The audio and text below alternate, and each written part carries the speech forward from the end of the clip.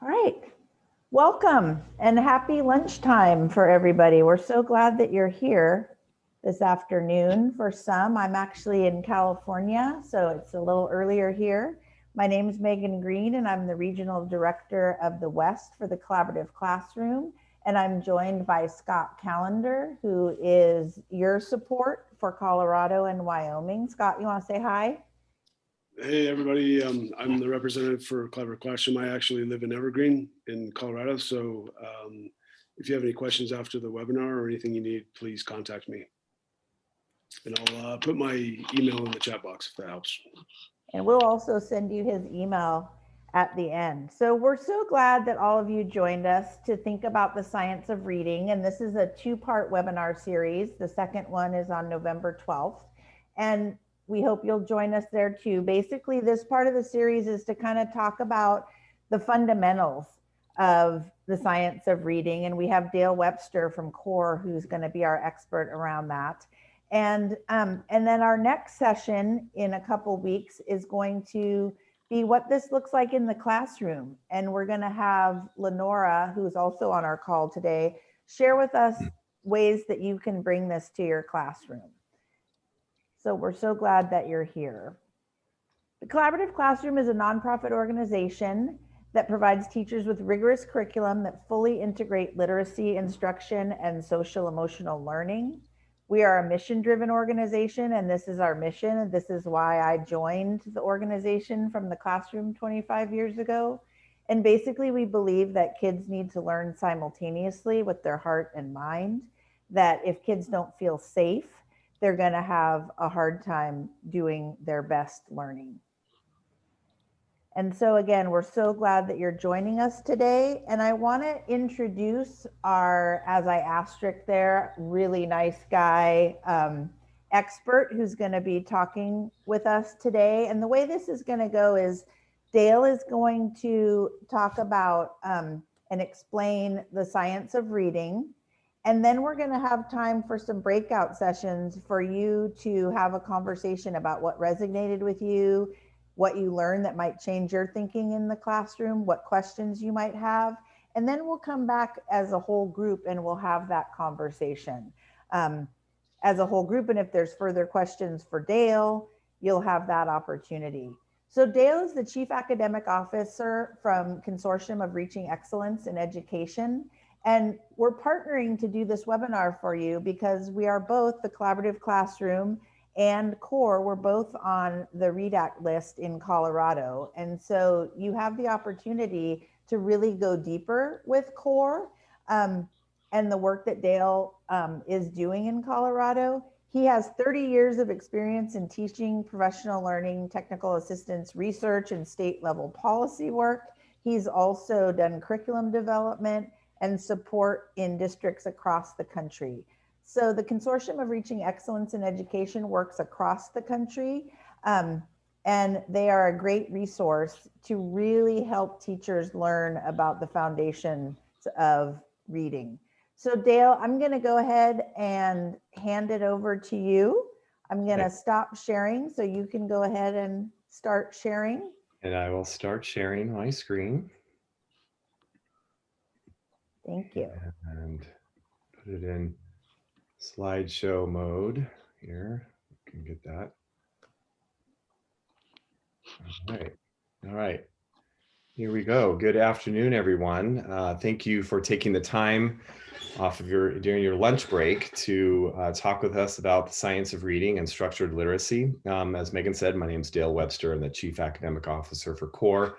Been in this position for going on 9 years and starting in February. I can't believe it's been that long. Time flies.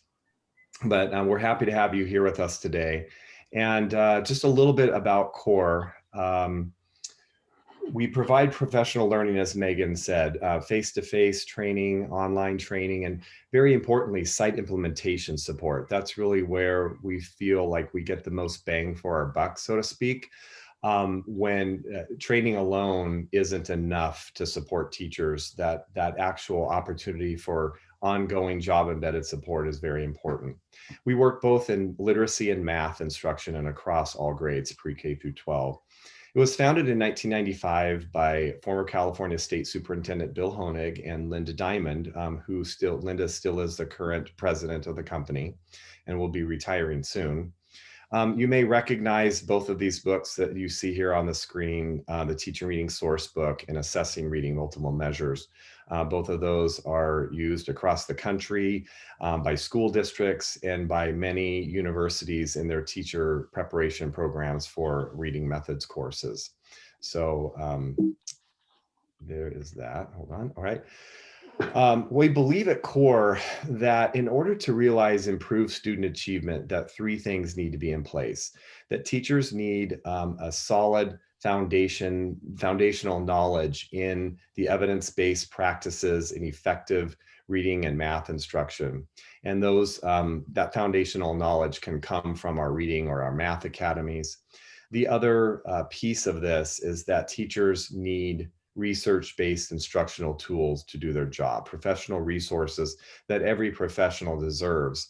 And when we think about doctors and surgeons, we don't expect the surgeon to go out to their garages and create their own scalpels, nor should we expect that teachers are going hither and yon to pull together lots of different materials. They should have a solid set of coherent instructional materials that have been vetted by people who are knowledgeable about the science of reading and have assessments that can help guide their work. The third piece is really this job embedded support, not only for teachers to help implement the knowledge and the tools that they have, but also for leadership, for school administrators, as well as coaches who are monitoring and supporting the work of teachers and thinking about a larger instructional management system. I keep getting my things getting stuck. So as Megan mentioned, CORE is on the Colorado Read Act list as a provider for the science of reading, and our elementary reading academy, both our online and our face-to-face courses are approved. So I'm just going to talk briefly about the online elementary reading academy, in that there are seven modules that can be completed asynchronously. It's a 7 or 10-week course, and it's actually very flexible. We can work with the district on whatever time frame they'd like. We've done it and as long as 12 weeks before as well. So it's very flexible. Each module is 1 or 2 weeks long.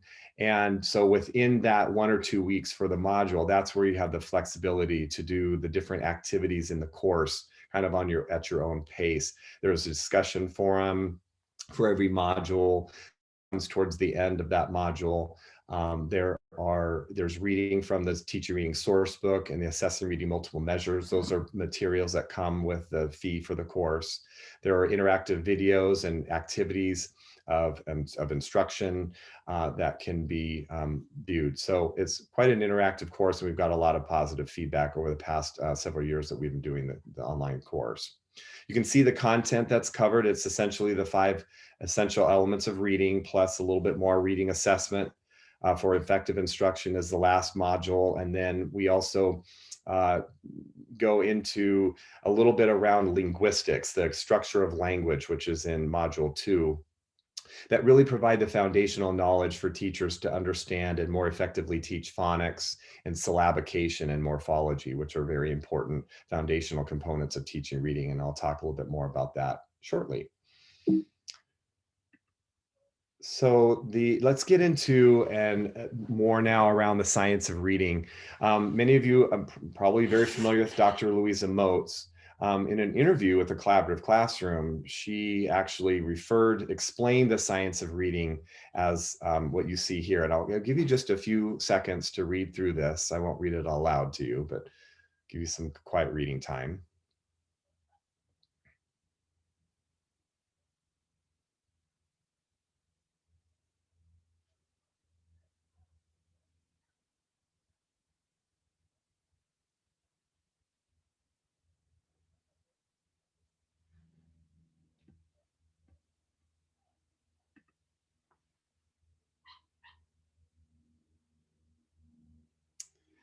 So a big point of there's a lot of information here, but one point that I'm wanting to make with this quote is that there's a convergence of many related disciplines that's very important to really create this notion that there's a settled science to teaching reading.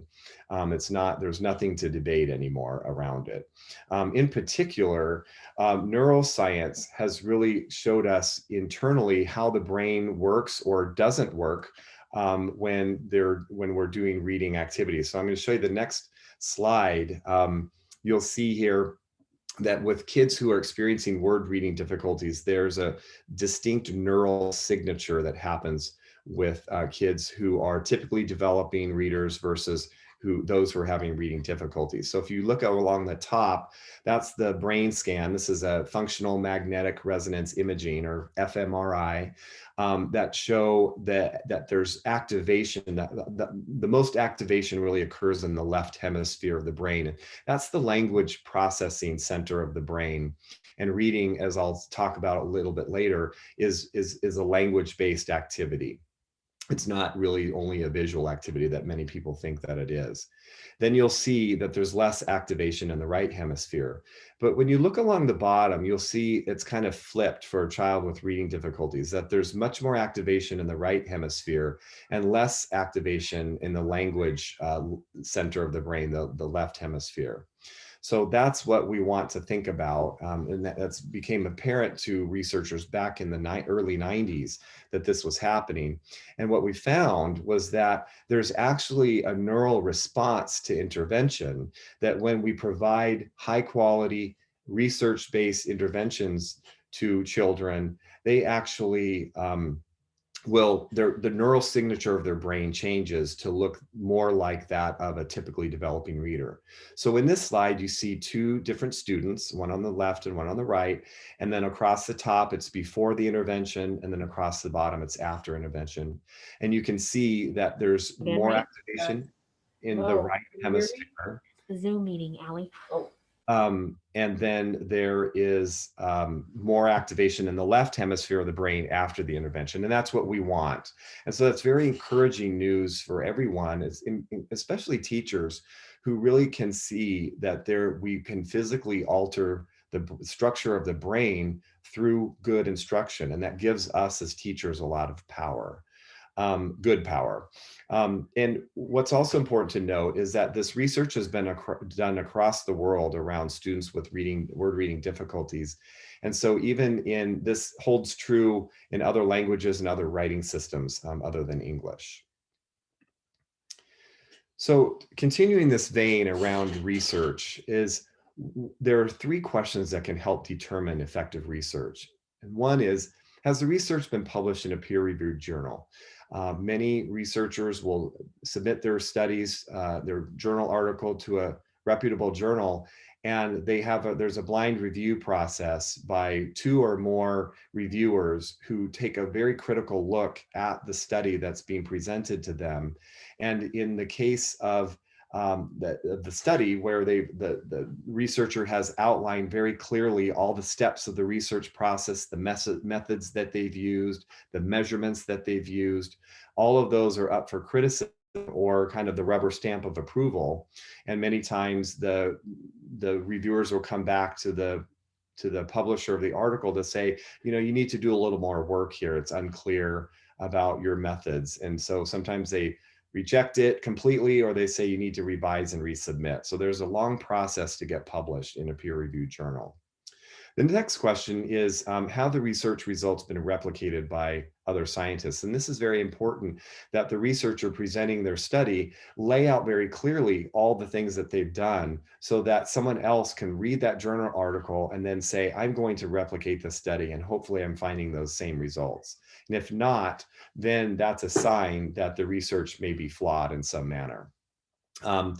going along to this next one, is there consensus that the research findings are supported by other studies? This is also very important in that it goes along with number 2, that we need to have that replication occurring and that we have a body of studies that show the same findings and not just have it be 1 or 2 studies that show a finding and then we're saying, hey, this is going to be the practice that we're going to be implementing in schools. And that's what we've done historically in the past decades, that we find 1 or 2 studies and say, hey, this is the magic bullet.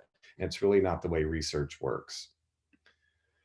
Just to give an example of this, the research supporting phonics instruction, one element of reading, there's been a huge body of research over the past several decades, starting in the 60s, when the US government funded the first grade studies that Jean Chall led the research of. And it just continues through the decades in 1990 with Marilyn Adams' seminal book, Beginning to Read, Thinking, Learning About Print.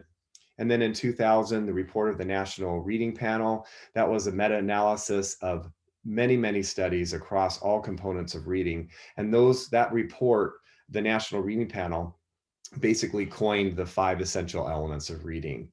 In 2016, the Institute for Educational Sciences Practice Guide did an update on the research in foundational skills and basically found that since the National Reading Panel report, not much has changed. There isn't anything overwhelmingly new in terms of what we know about good, solid foundational skills instruction in phonemic awareness and phonics that would cause something to drastically change in our approach. So now I've talked a little bit about the research base and the research behind it.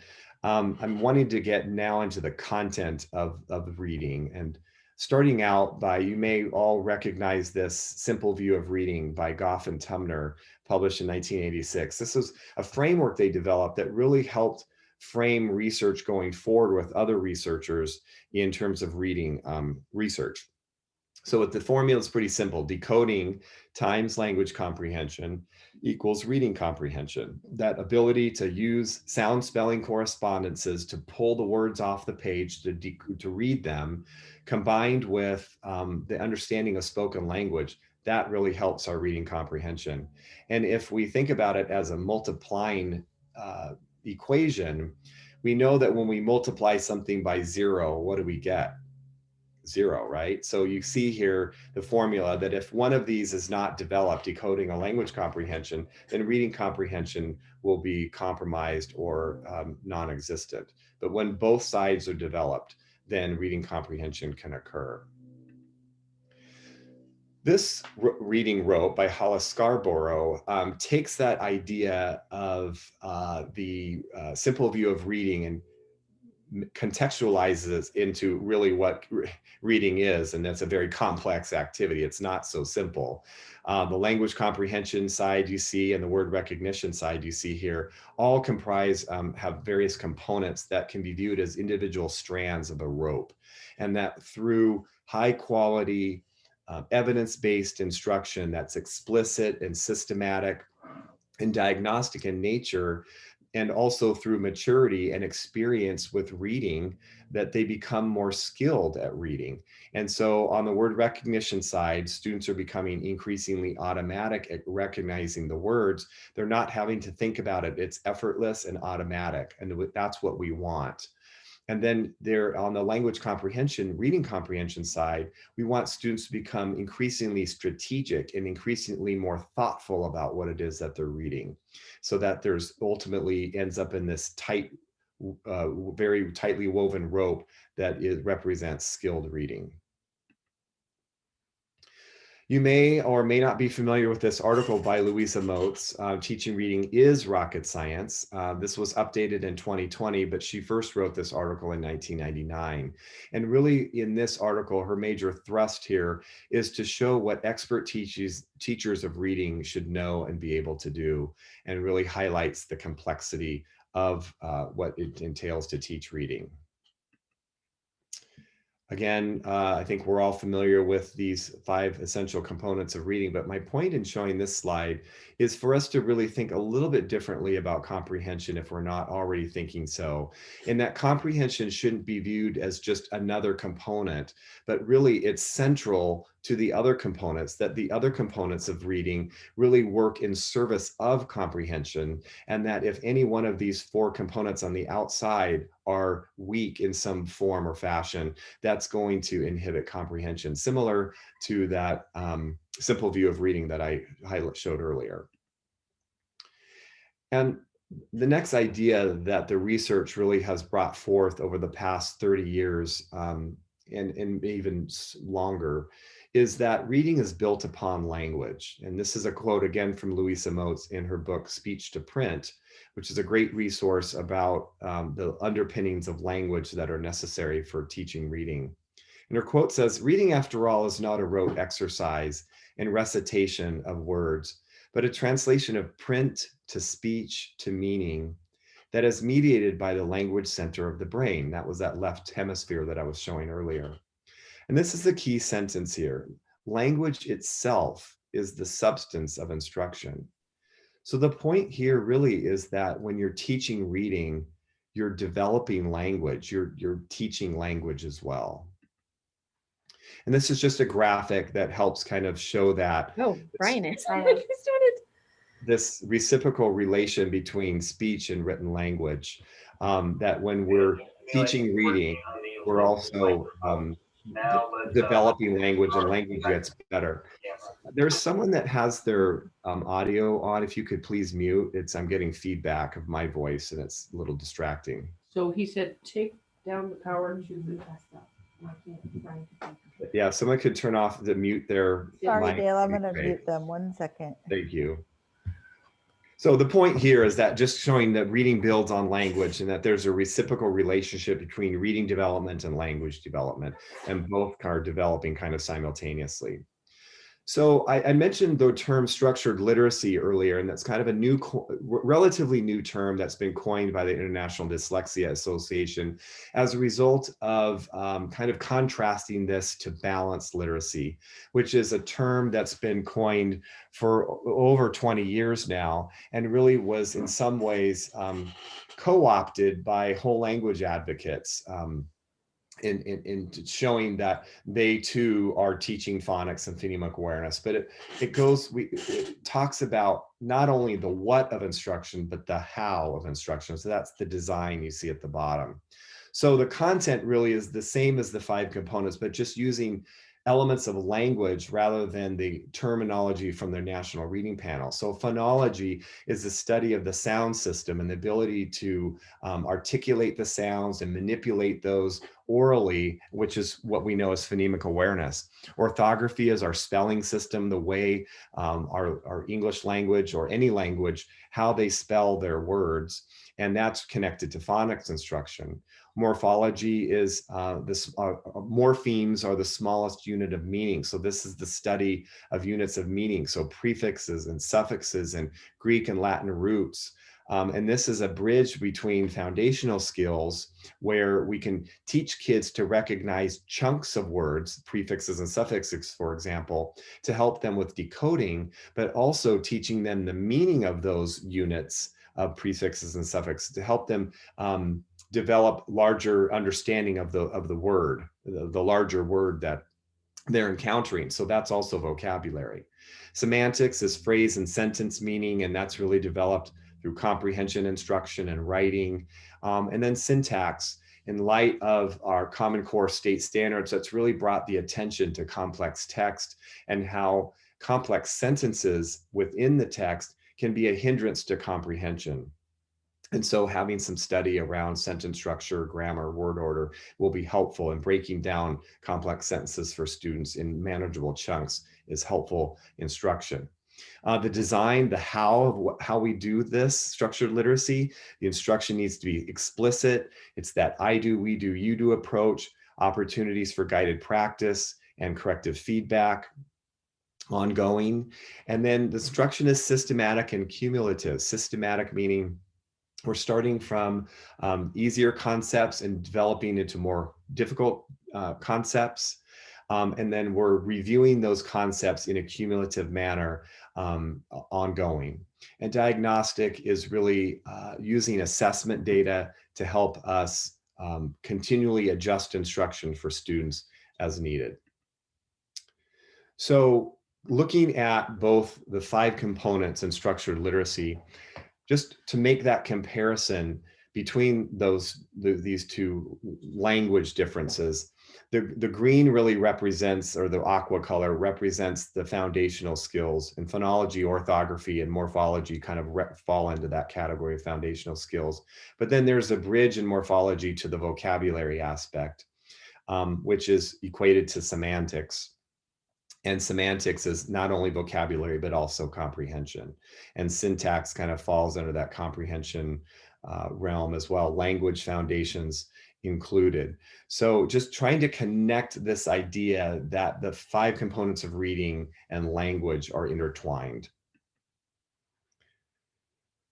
So when we look at our NAEP data from 2019, and this is not new information, we've seen this same, the NAEP scores have remained relatively constant for the past several decades, that 50% of students of color are at or below basic. And we all know and strive for every day to make that better in our school systems. Researchers estimate that 95, even 97% of students can read at grade level if they're provided with high quality evidence-based instruction. And the International Dyslexia Association has a nice graphic that talks about the percentage of humans and people, when they're learning to read, what percentage learn to read relatively easily and what percentage require more systematic explicit instruction. So about 40% of our population can learn to read relatively easily, and some 5% learn virtually kind of by magic. But we somehow kind of inverted that back in the 80s and 90s with the advent of whole language to say that learning to read is as natural as learning to speak, and that it just happens naturally. And if you immerse people in, our kids, in language and literacy, that they're going to learn how to read, and it's just effortless. And that's not true. It's actually quite the opposite, in that about 60% really require systematic, explicit instruction. And for those 10 to 15% who have a reading disability, word readings in particular, which comprise about 75 to 80% of all the people out there with learning disabilities or reading disabilities, word reading difficulties comprise about 70 to 80% of those people. And that's manifested in what we call dyslexia. So students, people who are dyslexic, really require a very high level and structure of approach, plus lots of repetition. But all students can be advantaged by a structured literacy approach. Even that 40% who learn to read relatively easily, they can learn to read more efficiently and be better readers and spellers with a structured literacy approach. And then for that 60%, it's actually essential. And I'll leave you with this table. And this is another great article that you can just Google. It's called Structured Literacy and Typical Literacy Practices by Louise Spear-Swerling. She compares kind of traditional literacy practices with structured literacy, and explains more in detail around structured literacy. And I'm not going to read the whole table to you, but I'll just point out the first row, the initial phonics approach, that there's the difference in between using synthetic phonics and looking at each sound and how those sounds can be represented by a letter or a string of letters known as a grapheme. That approach is taken in structured literacy, as opposed to in many typical literacy practices that have been influenced by balanced literacy and whole language, that they focus many times on larger units of words, like word families. And taking it a little bit lower, the second to the last row, around the types of texts that are being used to help foster this sound symbol correspondences and learning to read. It's around in structured literacy, it's around decodable text, that the texts are coordinated with the scope and sequence of the phonic phonic elements that are being taught. So that if we're learning about the long A spelled AI, we are reading a story that has examples of the AI spelling for long A. plus all the previously taught sound spellings that have been learned by the children. And so this is that cumulative review that we're talking about as part of structured literacy, as opposed to this idea of using leveled or predictable text. And many use this during guided reading time to teach kids how to read, where kids who are poor decoders, that, you know, that 40% that need more structured approaches, they're going to have a tough time reading those because they're not systematically being taught the sound spellings, and they're going to encounter words that they haven't come across before. And so then the teacher is going to resort to whole word approaches to have students memorize some of those words. So with that, we want to bring you into some breakout rooms. And this is, Megan's going to direct you a little bit more. I'm going to turn it back over to her. But these are the questions that we want you to discuss in your breakout rooms. And then we'll come back together with sharing some key ideas and some questions. And someone from your group can be that person to kind of facilitate that. So I'm going to stop my share and turn it over to Megan. I think, Megan, you'll bring back your slides. Yes, actually, I think Dale just asked the questions. So what's resonated with you? What questions you still have or might have? And what did you learn that surprised you that might change your current practice? And we're going to break you into small groups for about 10 minutes to talk about these ideas. And if you wouldn't mind identifying someone in your group who can share out when we come back, and then we'll have an open conversation where we can get any questions answered or talk about what surprised you, might change or resonated with you. So we really appreciate the work that you're going to do. I'm going to make one change to our breakout rooms, and then I'm just gonna send you guys out. So 10 minutes, and I will put these questions in the chat that you will see on in your breakout rooms. Enjoy yourselves.